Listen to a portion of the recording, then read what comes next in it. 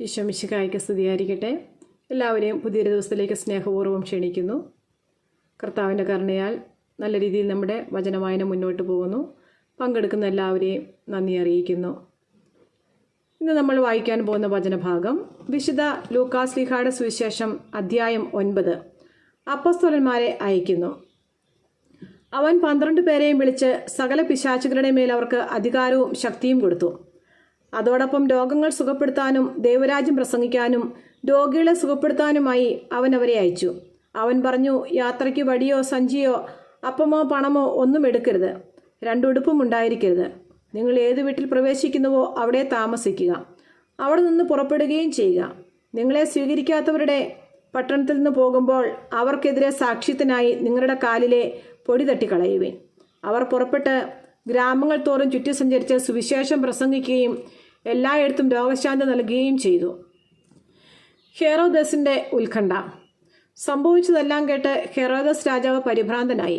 എന്തെന്നാൽ യോഹന്നാൻ മരിച്ചവരിൽ നിന്ന് ഉയർപ്പിക്കപ്പെട്ടിരിക്കുന്നുവെന്ന് ചിലരും ഏലിയ പ്രത്യക്ഷപ്പെട്ടിരിക്കുന്നുവെന്ന് മറ്റു ചിലരും പണ്ടത്തെ പ്രവാചകന്മാരിൽ ഒരുവൻ ഉയർത്തു വന്നിരിക്കുന്നുവെന്ന് വേറെ ചിലരും പറഞ്ഞിരുന്നു. ഹെറോദസ് പറഞ്ഞു, ഞാൻ യോഹന്നാനെ ശിരച്ഛേദം ചെയ്തു. പിന്നെ ആരെക്കുറിച്ചാണ് ഞാൻ ഇക്കാര്യങ്ങൾ കേൾക്കുന്നത്? ഇവൻ ആരാണ്? അവനെ കാണാൻ ഹെറോദസ് ആഗ്രഹിച്ചു. അപ്പം വർദ്ധിപ്പിക്കുന്നു. അപ്പോസ്തലന്മാർ മടങ്ങിവന്ന് തങ്ങൾ ചെയ്തതെല്ലാം യേശുവിനെ അറിയിച്ചു. അവൻ ബെത്സൈദ എന്ന പട്ടണത്തിലേക്ക് അവരെ കൂട്ടിക്കൊണ്ടുപോയി. ഇതറിഞ്ഞ് ജനങ്ങൾ അവൻ്റെ പിന്നാലെ ചെന്നു. അവൻ അവരെ സ്വീകരിച്ച് ദൈവരാജ്യത്തെപ്പറ്റി അവരോട് പ്രസംഗിക്കുകയും രോഗശാന്തി ആവശ്യമായിരുന്നവരെ സുഖപ്പെടുത്തുകയും ചെയ്തു.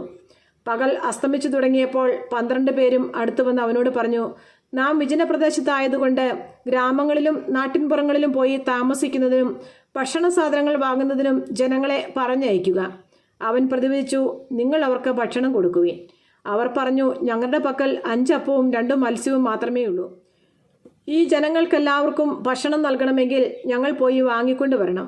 അവിടെ ഏകദേശം 5000 പുരുഷന്മാരുണ്ടായിരുന്നു. അവൻ ശിഷ്യന്മാരോട് പറഞ്ഞു, 50 വീതം പന്തികളായി ജനങ്ങളെ ഇരുത്തുവിൻ. അവർ അങ്ങനെ ചെയ്തു, എല്ലാവരെയും ഇരുത്തി.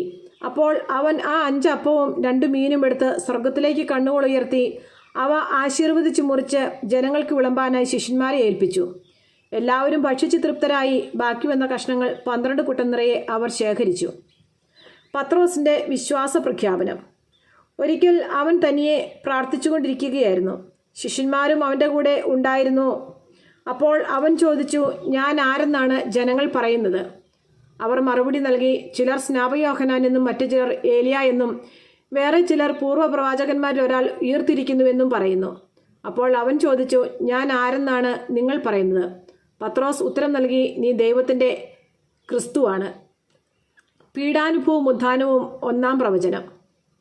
ഇക്കാര്യം ആരോടും പറയരുതെന്ന് കർശനമായി നിരോധിച്ചതിന് ശേഷം അവൻ അരുളി ചെയ്തു, മനുഷ്യപുത്രൻ വളരെയേറെ സഹിക്കുകയും ജനപ്രമാണികൾ, പുരോഹിത പ്രമുഖന്മാർ, നിയമജ്ഞർ എന്നിവരാൽ തിരസ്കരിക്കപ്പെടുകയും വധിക്കപ്പെടുകയും 3-ാം ദിവസം ഉയർപ്പിക്കപ്പെടുകയും ചെയ്യേണ്ടിയിരിക്കുന്നു. അവൻ എല്ലാവരോടുമായി പറഞ്ഞു, ആരെങ്കിലും എന്നെ അനുഗമിക്കാൻ ആഗ്രഹിക്കുന്നെങ്കിൽ അവൻ തന്നെ പരിത്യജിച്ച് അനുദിനം തൻ്റെ കുരിശും എടുത്തുകൊണ്ട് എന്നെ അനുഗമിക്കട്ടെ. സ്വന്തം ജീവൻ രക്ഷിക്കാൻ ആഗ്രഹിക്കുന്നവൻ അത് നഷ്ടപ്പെടുത്തും. എന്നെ പ്രതി സ്വജീവൻ നഷ്ടപ്പെടുത്തുന്നവൻ അതിനെ രക്ഷിക്കും. ഒരുവൻ ലോകം മുഴുവൻ നേടിയാലും തന്നെ നഷ്ടപ്പെടുത്തുകയോ നശിപ്പിക്കുകയോ ചെയ്താൽ അവന് എന്ത് പ്രയോജനം? ഒരുവൻ എന്നെക്കുറിച്ചോ എൻ്റെ വചനങ്ങളെക്കുറിച്ചോ ലജ്ജിച്ചാൽ അവനെക്കുറിച്ച് മനുഷ്യപുത്രനും തൻ്റെയും പിതാവിൻ്റെയും വിശുദ്ധ ദൂതന്മാരുടെയും മഹത്വത്തിൽ വരുമ്പോൾ ലജ്ജിക്കും. എന്നാൽ ദൈവരാജ്യം കാണുന്നതിന് മുമ്പ് മരിക്കുകയില്ലാത്ത ചിലർ ഈ നിൽക്കുന്നവരുടെ ഇടയിലുണ്ടെന്ന് സത്യമായി ഞാൻ നിങ്ങളോട് പറയുന്നു. യേശു രൂപാന്തരപ്പെടുന്നു.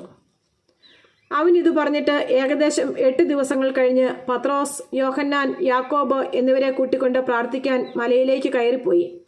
പ്രാർത്ഥിച്ചുകൊണ്ടിരിക്കുമ്പോൾ അവൻ്റെ മുഖഭാവം മാറി, വസ്ത്രം വെണ്മയോടെ ശോഭിച്ചു. അപ്പോൾ 2 പേർ, മോശയും ഏലിയായും അവനോട് സംസാരിച്ചു കൊണ്ടിരുന്നു. അവർ മഹത്വത്തോടെ കാണപ്പെട്ടു. അടുത്തുനിന്ന് തന്നെ ജെറുസലേമിൽ പൂർത്തിയാകേണ്ട അവൻ്റെ കടന്നുപോകലിനെ കുറിച്ചാണ് അവർ സംസാരിച്ചത്.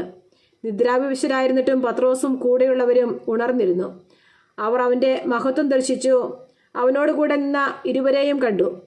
അവർ പിരിഞ്ഞു പോകുമ്പോൾ പത്രോസ് യേശുവിനോട് പറഞ്ഞു, ഗുരോ, നാം ഇവിടെയായിരിക്കുന്നത് നല്ലതാണ്. ഞങ്ങൾ 3 കൂടാരങ്ങൾ ഉണ്ടാക്കാം. ഒന്ന് നിനക്ക്, ഒന്ന് മോശയ്ക്ക്, ഒന്ന് ഏലിയായിക്ക്. താൻ എന്താണ് പറയുന്നതെന്ന് അവന് തന്നെ നിശ്ചയമില്ലായിരുന്നു. അവനിത് പറയുമ്പോൾ ഒരു മേഘം വന്ന് അവരെ ആവരണം ചെയ്തു. അവർ മേഘത്തിനുള്ളിലായപ്പോൾ ശിഷ്യന്മാർ ഭയപ്പെട്ടു. അപ്പോൾ മേഘത്തിൽ നിന്ന് ഒരു സ്വരം കേട്ടു, ഇവൻ എൻ്റെ പുത്രൻ, എൻ്റെ തിരഞ്ഞെടുക്കപ്പെട്ടവൻ, അവൻ്റെ വാക്ക് ശ്രവിക്കുവിൻ. സ്വരം നിലച്ചപ്പോൾ യേശു മാത്രം കാണപ്പെട്ടു. ശിഷ്യന്മാർ മൗനം അവലംബിച്ചു. തങ്ങൾ കണ്ടതൊന്നും ആ ദിവസങ്ങളിൽ അവർ ആരോടും പറഞ്ഞില്ല. പിശാചു ബാധിച്ച ബാലനെ സുഖപ്പെടുത്തുന്നു. പിറ്റേ ദിവസം അവർ മലയിൽ നിന്നിറങ്ങി വന്നപ്പോൾ വലിയൊരു ജനക്കൂട്ടം അവൻ്റെ അടുത്ത് വന്നു. ജനക്കൂട്ടത്തിൽ നിന്ന് ഒരുവൻ വിളിച്ചു പറഞ്ഞു, ഗുരു, എൻ്റെ മകനെ കടാക്ഷിക്കണമെന്ന് നിന്നോട് ഞാൻ അപേക്ഷിക്കുന്നു. അവൻ എൻ്റെ ഏക മകനാണ്. അവനെ ഒരു അശുദ്ധാത്മാവ് പിടികൂടുന്നു. അപ്പോൾ അവൻ പെട്ടെന്ന് നിലവിളിക്കുന്നു. നുരയും പതയും പുറപ്പെടുന്നതുവരെ അത് അവനെ ഞെരുക്കി പീഡിപ്പിക്കുകയും പരിക്കേൽപ്പിക്കുകയും ചെയ്യുന്നു. അതവനെ വിട്ടുമാറുന്നില്ല. അതിനെ പുറത്താക്കാൻ ഞാൻ നിന്റെ ശിഷ്യന്മാരോട് അപേക്ഷിച്ചു, എന്നാൽ അവർക്ക് സാധിച്ചില്ല. യേശു പ്രതിവചിച്ചു, വിശ്വാസമില്ലാത്ത വഴിപിഴച്ച തലമുറയെ, ഞാൻ എത്രനാൾ നിങ്ങളോടുകൂടി ഉണ്ടായിരിക്കും, എത്രനാൾ നിങ്ങളോട് ക്ഷമിക്കും. നിന്റെ മകനെ ഇവിടെ കൊണ്ടുവരിക. യേശുവിൻ്റെ അടുത്തേക്ക് വരുമ്പോൾ തന്നെ പിശാച് അവനെ നിലത്ത് വീഴ്ത്തി പീഡിപ്പിച്ചു. യേശു അശുദ്ധാത്മാവിനെ ശാസിക്കുകയും കുട്ടിയെ സുഖപ്പെടുത്തി പിതാവിനെ ഏൽപ്പിക്കുകയും ചെയ്തു. ദൈവത്തിൻ്റെ മഹത്തായ ശക്തിയെക്കുറിച്ച് എല്ലാവരും അത്ഭുതപ്പെട്ടു.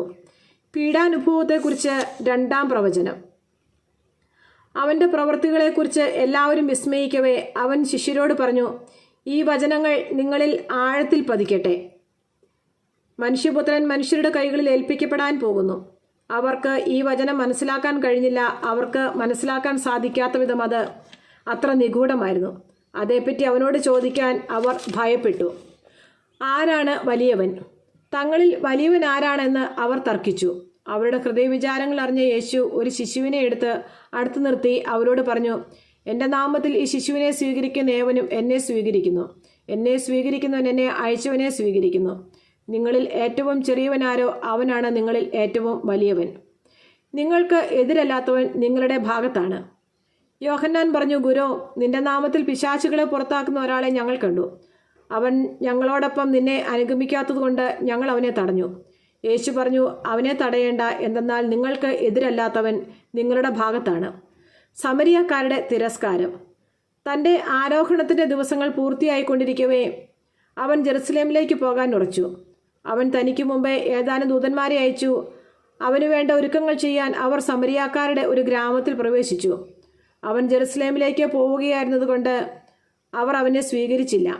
ഇത് കണ്ടപ്പോൾ ശിഷ്യന്മാരായ യാക്കോബും യോഹന്നാനും പറഞ്ഞു, കർത്താവേ, സ്വർഗത്തിൽ നിന്ന് അഗ്നി ഇറങ്ങി ഇവരെ നശിപ്പിക്കട്ടെ എന്ന് ഞങ്ങൾ പറയട്ടെയോ? അവൻ തിരിഞ്ഞ് അവരെ ശാസിച്ചു. അവർ മറ്റൊരു ഗ്രാമത്തിലേക്ക് പോയി. ശിഷ്യത്വം ആവശ്യപ്പെടുന്ന ത്യാഗങ്ങൾ. അവർ പോകും വഴി ഒരുവൻ അവനോട് പറഞ്ഞു, നീ എവിടെ പോയാലും ഞാൻ നിന്നെ അനുഗമിക്കും. യേശു പറഞ്ഞു, കുറുനരികൾക്ക് മാളങ്ങളും ആകാശത്തിലെ പക്ഷികൾക്ക് കൂടുകളുമുണ്ട്, മനുഷ്യപുത്രന് തലചായ്ക്കാൻ ഇടമില്ല. അവൻ വേറൊരുവനോട് പറഞ്ഞു, എന്നെ അനുഗമിക്കുക. അവൻ പറഞ്ഞു, കർത്താവേ, ഞാൻ ആദ്യം പോയി എൻ്റെ പിതാവിനെ സംസ്കരിക്കാൻ അനുവദിച്ചാലും. അവൻ പറഞ്ഞു, മരിച്ചവർ തങ്ങളുടെ മരിച്ചവരെ സംസ്കരിക്കട്ടെ, നീ പോയി ദൈവരാജ്യം പ്രസംഗിക്കുക. മറ്റൊരുവൻ പറഞ്ഞു, കർത്താവെ, ഞാൻ നിന്നെ അനുഗമിക്കാം, പക്ഷേ ആദ്യം പോയി എൻ്റെ വീട്ടുകാരോട് വിട വാങ്ങാൻ അനുവദിക്കണം. യേശു പറഞ്ഞു, കലപ്പയിൽ കൈവച്ചെടുത്ത് പിന്തിരിഞ്ഞു നോക്കുന്ന ഒരുവനും സ്വർഗരാജ്യത്തിന് യോഗ്യനല്ല. നമ്മുടെ കർത്താവായ യേശു മിശിഹായ്ക്ക് സ്തുതി. സങ്കീർത്തന പുസ്തകത്തിനുള്ള വായന. അധ്യായം 53. ദൈവനിഷേധകന്റെ മൗഢ്യം. ദൈവമില്ല എന്ന് ഭോഷൻ തൻ്റെ ഹൃദയത്തിൽ പറയുന്നു. മ്ലേച്ഛതയിൽ മുഴുകി അവൻ ദുഷിച്ചിരിക്കുന്നു. നന്മ ചെയ്യുന്നവരാരുമില്ല. ദൈവം സ്വർഗത്തിൽ നിന്ന് മനുഷ്യമക്കളെ നോക്കുന്നു. ദൈവത്തെ തേടുന്ന ജ്ഞാനികളുണ്ടോ എന്ന് അവിടുന്ന് ആരായുന്നു. എല്ലാവരും വഴിതെറ്റി ഒന്നുപോലെ ദുഷിച്ചുപോയി. നന്മ ചെയ്യുന്നവനില്ല, ഒരുവൻ പോലുമില്ല. ഈ അധർമ്മികൾക്ക് ബോധമില്ലേ? ഇവർ എൻ്റെ ജനതയെ അപ്പം പോലെ തിന്നെടുക്കുന്നു. ഇവർ ദൈവത്തെ വിളിച്ചപേക്ഷിക്കുന്നില്ല. അതാ അവർ പരിഭ്രാന്തരായി കഴിയുന്നു. ഇന്നോളം കണ്ടിട്ടില്ലാത്ത പരിഭ്രാന്തി. ദൈവം അധർമ്മികളുടെ അസ്ഥികൾ ചിതറിക്കും. അവർ ലജ്ജിതരാകും. ദൈവം അവരെ കൈവിടിഞ്ഞിരിക്കുന്നു. ഇസ്രായേലിൻ്റെ വിമോചനം സിയോനിൽ നിന്ന് വന്നിരുന്നെങ്കിൽ. ദൈവം തൻ്റെ ജനത്തിൻ്റെ സുസ്ഥിതി പുനഃസ്ഥാപിക്കുമ്പോൾ യാക്കോബ് ആനന്ദിക്കും, ഇസ്രായേൽ സന്തോഷിക്കും. ദൈവമായ കർത്താവിന് സ്തുതി.